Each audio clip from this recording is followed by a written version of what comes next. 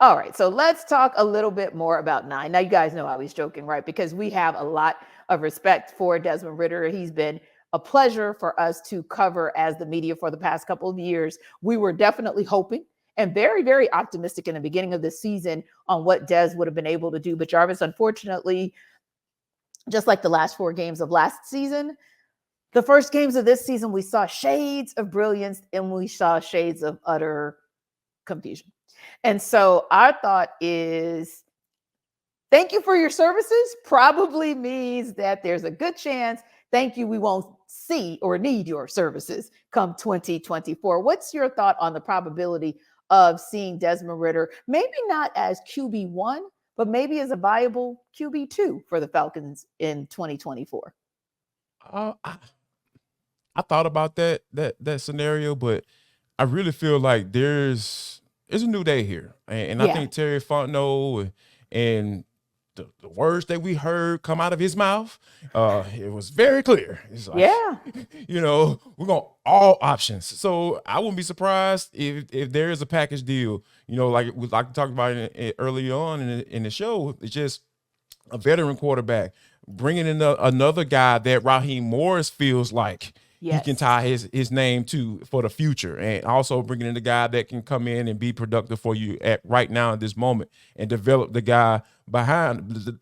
another guy behind him. Because I feel like I felt like this was something that we were going to come to grips to when it comes to Desmond Ritter, because I feel like his ceiling coming into the NFL wasn't that high. I feel like we've seen his best football play in college. And a lot of times when you see that type of play in college, it doesn't necessarily transfer up, because it's all about potential and what you're able to do and how you can be able to get better. And I just didn't think he could get better than what we already saw. And that's not a capable starting quarterback in the NFL, in my humble opinion. So, I feel like Terry Fontenot was very clear and leading the charge as to what he wants to do going forward.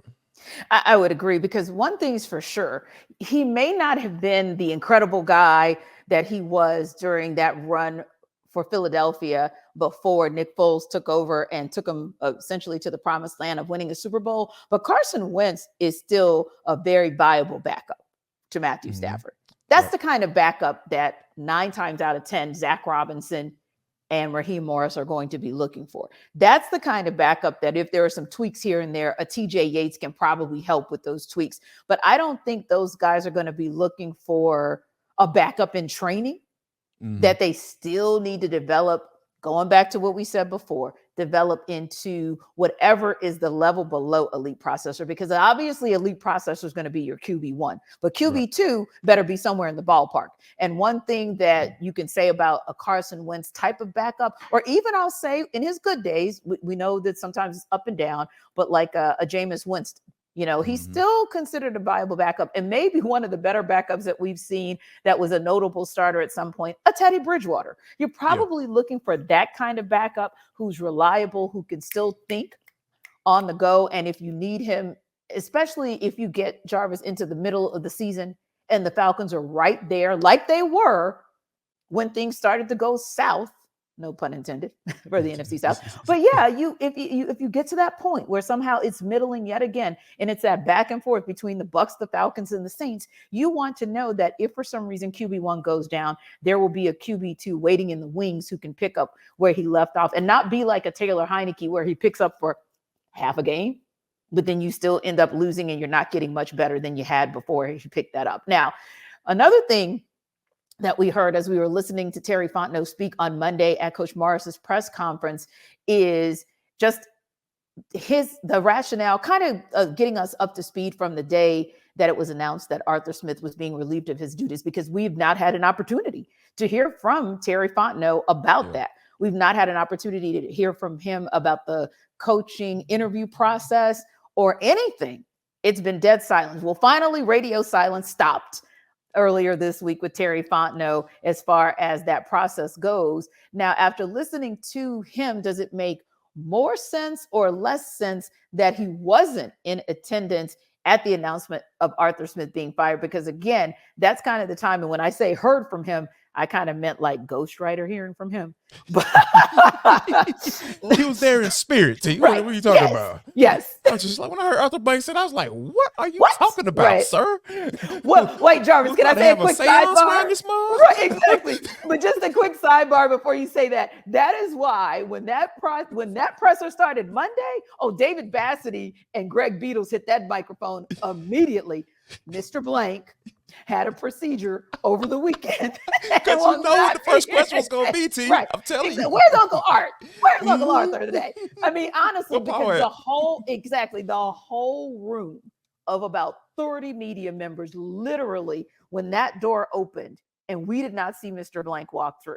We saw Rich McKay, we saw Greg Beatles, we saw Brett Jukes. And if you know this, the hierarchy of this organization, that means we saw everybody but Mr. Arthur Blank. Immediately you heard the whispers. You heard the whispers. Yeah. So I just wanted to sidebar and say that's kind of why we're touching on this, because it did come up again, but it was a different situation because to that point, Jarvis, the Falcons realized, I'm not saying they would admit it, but realized that was maybe not the best move because it did a lot to overshadow the process from that day on to this Monday.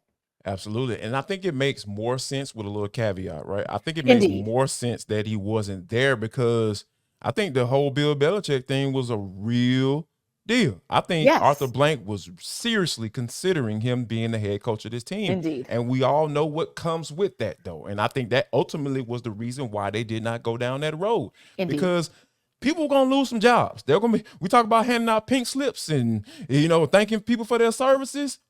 Please believe it was happening. If Bill Belichick would have walked through that door up in Flowery Branch, I don't think Terry Fontenot would have had a job. They probably would have moved him around somewhere. Like that man probably would have been doggone getting the mail in the scouting room on the first level. Like, that man had worked his way up and, assistant general manager with New Orleans Saints. He probably would have been right back where he started if Bill Belichick would have walked through those doors, because they probably wouldn't have let him go like that, because that would have just been ugly. So I really believe that, it makes more sense now, given how the situation played out, because we already know the whole Rich McKay, Bill Belichick, that type situation, those guys not being able to work together, and people want to stick around, and see this thing through. And once they realized that, hey, Bill Belichick wasn't going to be a good fit, then they were like, oh, yeah, this is going to be a collaboration. And, Terry Fontenot is leading the way. Those are his words saying, when it comes to the interview process, because Arthur Blank met with Bill Belichick solo by himself the first time. So we understand like what that means and going forward for the organization when he decided not to go that route. So I think that it makes more sense now, being that, Terry Fontenot wasn't there, because there wasn't a guarantee they was going to be there if they would have hired, who. Yeah, and that's absolutely right. And, it's interesting because we had an opportunity to just chat informally with Brett Jukes at the end of the afternoon. And, that's when sort of the questions started coming up, if you will. And I thought that was very interesting because we were like, okay, real talk.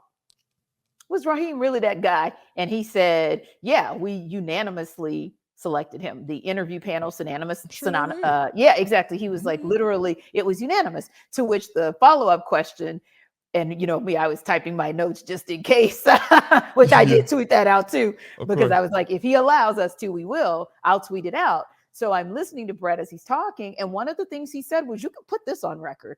When we got down to, that final space, if you will, meaning those guys who got those second in-person interviews, or those guys who were in position to get those second round in-person interviews, it became clear to them that he was the guy. So I think, agreeing with you, they didn't want to talk much about Bill Belichick, and rightfully so. They didn't want to take that shine away from Raheem. That was his day. But it was also a valid question for a reporter to ask, to get clarification on what happened when he seemingly was the front runner candidate. But the bottom line is they came together, and I think there's a clear word that this time wasn't just about throwing around platitudes, and that was the concept of collaboration, because it wasn't just about collaborating with Terry and with Raheem. It was also, if we need to get some counsel from a Rich McKay, he's available. That's a part of what we consider collaboration.